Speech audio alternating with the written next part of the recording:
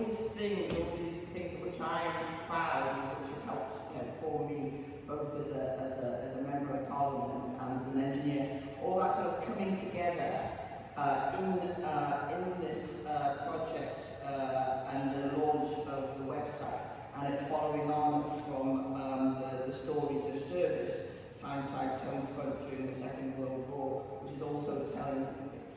Generally, the stories of working people are undertold or not told. We see that's still true today, and particularly those of people of colour and women. They're not told. And this project is so important to me personally, because the contribution of Black African, Black Caribbean, and many other diverse ethnic groups is a part of the history of the North East, but it's a part which has been missing from our past. I grew up in Newcastle. As a child, I had the impression that every black person in Newcastle surname was on Wara. I did not know or hear of any other people of African descent. I did not know that Frederick Douglass, who the African-American abolitionist, who at his time was one of the most famous people in the world, that he had come and lived and lectured in Newcastle in the 1840s.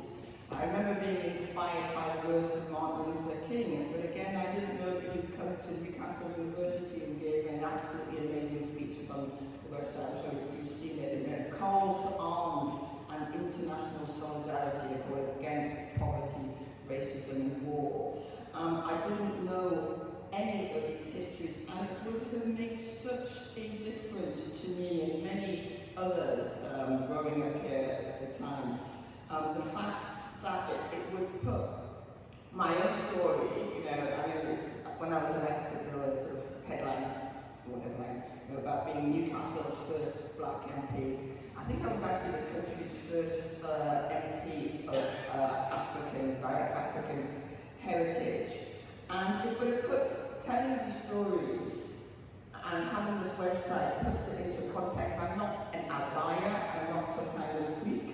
I stand on the shoulders of the many who've gone before me in Newcastle and in the North East and are part of our shared past and history. A past that goes back thousands of years. The Roman forts at Newcastle Benwell and Wallsend, which were thriving economies and commercial hubs with communities all around them, diverse communities from all over the world. And the first recorded African community in Britain guarded a fort along the wall in the 3rd century AD.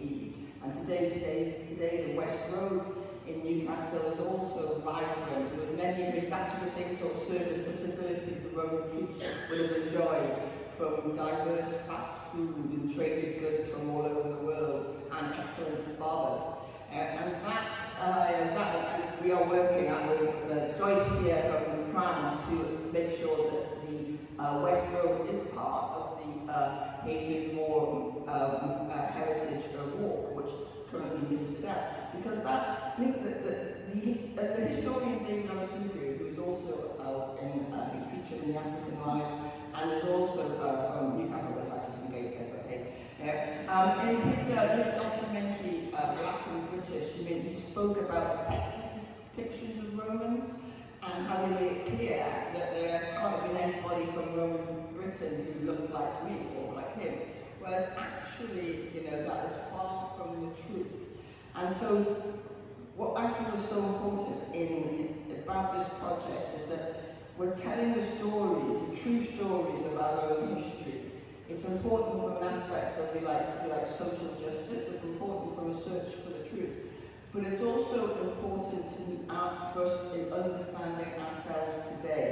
Our understanding of ourselves as a community, as a city, and indeed as a country. For far too long, history, the cliche is that history is written by the victors.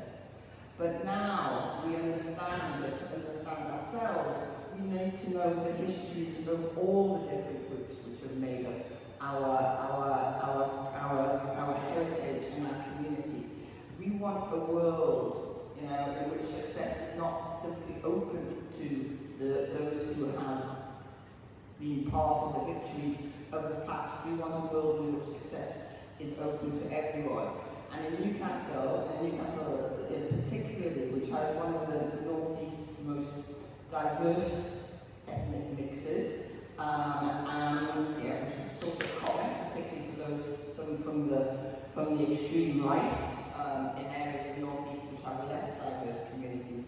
It's really important that we can celebrate that everyone feels part of our history, that everyone is part of our history, that we celebrate our individual and diverse communities and also the unity that we have that goes with being part of this great city, this great region, and also obviously supporting the best football team in the world. It's really critical to our future that as a region and a city that we can understand our past, and that's why this exhibition and this project and this website is so important. And I really want to just finish by thanking everyone who has been involved and encouraging everyone to contribute to it, so that we continue to understand the lives of the diverse and fascinating people who have made up Newcastle and the